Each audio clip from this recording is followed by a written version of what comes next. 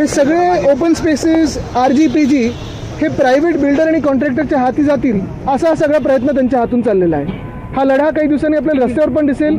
जे काही मोकळ्या जागा ह्यांचा ढापण्याचा प्रयत्न, त्याच्या विरोधात आम्ही एक मुंबईत महामोर्चा देखील करणार आहोत आणि त्याच्यावर आमचं नियोजन चालू आहे. आदित्यजी, खरं तर मातीचा प्रश्न आहे, कारण मातीचा देखील तुमचा लढा मागता. नक्कीच आज चिखल आहे, पण आपण पाहताय राजकारणापेक्षा थोडा बरा चिखल आहे ट्विट केलेला आहे, हो. वारंवार खर्च केला जातोय. आता देखील पुन्हा एकदा 2,79 लाखाच्या निविदा मागवल्यात. महापौरांकडून असं सांगितलं जातं की माझा याच्याशी काही संबंध नाही या निविदांशी. मग कुठून येतोय? मुख्य गोष्ट हीच आहे, आपण पाहिलं असेल माझ्या दोन्ही बाजूला 2 माजी महापौर आहेत मुंबईच्या, आणि कोणी एवढा खर्च केला नसेल असा खर्च सध्याच्या महापौर करत आहेत. एक अंदाज द्यायचा तर एवढाच आहे, आमदार म्हणून आम्हाला पूर्ण मतदारसंघासाठी 5 कोटी निधी मिळतो. खासदारांना 6 मतदारसंघ विधानसभेचे जे असतात त्यांच्या 1 लोकसभा मतदारसंघात, त्या पूर्ण 1 लोकसभेसाठी 5 कोटी मिळतो.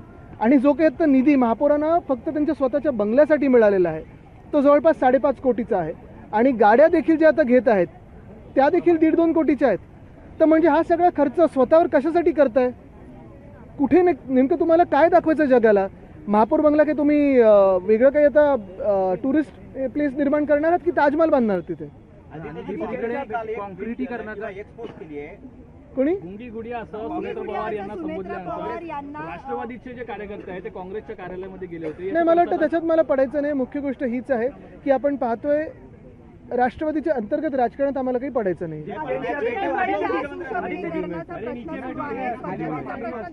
मोठ्या प्रमाणात उद्भवलेला आहे. खरं तर महापौरांकडे किंवा मग पालिका प्रशासनाकडे गाड्या खरेदी करण्यासाठी पैसे आहेत, मग मुंबईकरांचे जे कर घेतले जातात, जुहू चौपाटी साफ करण्यासाठी पैसे नाही आहेत का? आजचा 24वा दिवस आहे, लोकशाही. तुम्ही पाहिलं असेल जुहू चौपाटीचा कचरा असेल तिथे आमच्या विरोधी पक्षाच्या नेत्या किशोरीताई जाऊन पण आल्या, तिथे देखील प्रश्न देखील विचारले.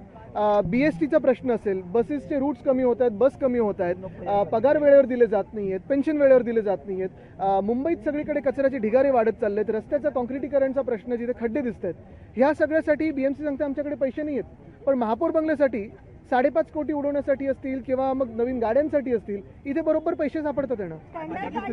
स्वतः अमित साटम बोलले की ट्रॅश बूम बसवण्यात आले, पण ट्रॅश बूमच नाही आहेत. खरं साटमवर विश्वास ठेवू नका. कॉन्क्रिटीकरण रस्त्याचं कॉन्क्रिटीकरण करण्यात आलं होतं, मात्र पहिल्या जे ABCD वॉर्ड आहे त्या ठिकाणी 3,79,00,000 खड्ड्यांसाठी निविदा काढण्यात आलेल्या आहेत. एकीकडे आयुक्तच म्हणतात की कॉन्क्रिटीकरण झाल्यामुळे खड्ड्यांचा खर्च वाचणार आहे. ABCD वॉर्डमध्ये साधारणपणे ABC वॉर्डमध्ये खरं तर कोणाचं वर्चस्व आहे, कोणाचं लक्ष ओपन स्पेसेसवर आहे, जसं काही रायगडमधले ओपन स्पेसेस घेतले असतील तसं इथे कोणाचं आहे का, हे देखील आपण शोधून काढावं. आणि दुसरं म्हणजे सगळ्यात महत्त्वाची गोष्ट हीच आहे की कॉन्क्रिटीकरण, आपल्याला आठवत असेल फेकनाथ मिंदे हे हाऊसमध्ये खरं तर बोलले होते की 2 वर्षात मुंबईचे रस्ते चकाचक होतील, चांगले होतील. 4 वर्ष झालेत आता त्या घटनेला. स्वतःचे खिशे भरले पण खड्डे अजून भरून काढले नाही. काल त्यांचा मिस कॉल पण होता. एकनाथ शिंदे आणि भाजप म्हणजे दोघांमध्ये सध्या अंतर्गत धुसफूस सुरू आहे, कारण सुरसाट भेटले त्यावरून भाजपने नाराजी व्यक्त केली. आता ते चुपके चुपके की दिपके दिपके हे ठरवा तुम्ही, काय तुमचं चाललंय. पण अभिजितनी जो लढा दिला, आपण पाहतोय कुठेही राजकारण न करता ह्या देशाच्या तरुणांसाठी दिला, आणि त्याचा आम्हाला अभिमान आहे. आदित्यजी, सिद्धिविनायक मंदिरमध्ये ज्या लोकांना पकडलंय चोरी करताना ते शिवसेनेचे कार्यकर्ते आहेत, उभाटाचे कार्यकर्ते आहेत, असं सरवणकर यांचं म्हणणं. मला वाटतं त्यांना जरा आठवण करून देतो मी. पहिलं चंदा चोरीवर तिथूनच सुरू करू, मग वाराणसीमध्ये काय चाललं तिथून सुरू करू, आणि सगळ्या मंदिरांचं कुठे कुठे काय काय झालंय ह्याचा एक आढावा घेणं गरजेचं आहे. दुसरी गोष्ट म्हणजे अर्थात तुमच्या हातात जी काही यंत्रणा आहे, तुम्ही ज्याला पकडायचं त्याला पकडता, ज्याला सोडता त्याचं सोडता. पण सदा सरवणकरांना मी आठवण करून देतो, मला वाटतं विशाखाताईंनीच मध्यंतरी एक सभेमध्ये किती कोणाचे फ्लॅट आहेत, कुठे कुठे आहेत, किती कोणाच्या चाव्या आहेत, ह्या सगळा आढावा आमच्याकडे आहे. तो कदाचित आम्ही आता जगजाहीर करू शकू. शिवसेनेसंदर्भात सुनावणी सुरू आहे, आज पुन्हा एकदा नियमित सुनावणी सुरू आहे. काय वाटतं तुम्हाला, सकारात्मक यामध्ये बाजू मांडण्यात येते, तारीख बाजू मिळते?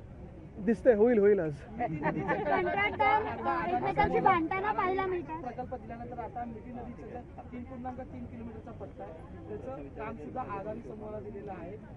मला वाटतं पुढच्या आठवड्यात वगैरे एक नोटिफिकेशन निघणार आहे की मुख्यमंत्र्यांचे सगळे काही जे काही कार्यभार आहे ते अदानीच सांभाळतील, महाराष्ट्र हा देखील अदानीच सांभाळतील, असं ते नोटिफिकेशन काढणार आहे.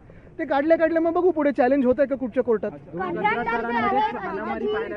सगळ्या कार्यक्रमासाठी जात असतात, पण लोकशाही जेव्हा विचारते की झू चौपाटीची पाहणी कधी करणार, त्यांना अद्यापही वेळ मिळालेला नाहीये. दररोज सांगतात की मी गाडी बदलली की येतील ते. कंत्राटदार जे आहेत ते हाणामारी करतायत, अगदी महापालिकेच्या वॉर्ड ऑफिस मध्ये येऊन हाणामारी करतायत. इतकी कंत्राटदारांची मजल केलेली आहे. काय कशा मला वाटतं मी हे पहिल्यापासून सांगत आहे, भाजप म्हणजे बिल्डर आणि कॉन्ट्रॅक्टरांचा पक्ष झालेला आहे.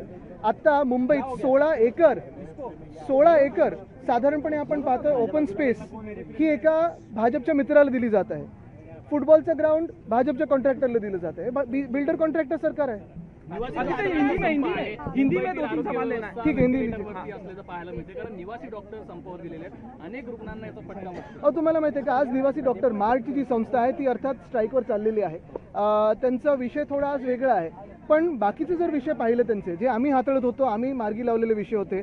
मग असिस्टंट प्रोफेसरचं वय काय असायला पाहिजे, स्टायपेंड काय असायला पाहिजे, त्यांचे हॉस्टेल जर तुम्ही परिस्थिती पाहिली, आम्ही जे 100 कोटी नायरला दिलेले ते कुठे आता वापरले गेलेत वगैरे, हा सगळा प्रश्न आहेच त्यांचा. म्हणजे हा जरी आजचा विषय जरी थोडा वेगळा ठेवला तरी बाकीचे प्रश्न आहेत त्याला कोणीही यानं उत्तरच नाही. बरं, जे डॉक्टर बनतात म्हणजे महाराष्ट्रात आणि देशात परिस्थिती अशी झाली आहे, नीट परीक्षा पेपर लीक होते आणि ते झाल्यानंतर आंदोलन करतात, त्यांना लाठीचार्ज. पण एकनाथ मिंदेंचे जे लोक जाऊन डॉक्टरांना मारहाण करतात त्यांना लगेच बेल देण्याची सोय केलेली असते किंवा हॉस्पिटलमध्ये लपवण्याची सोय केली असते. बघा, मी सांगितलं ना, बाईट संपेल आणि पाऊस येईल.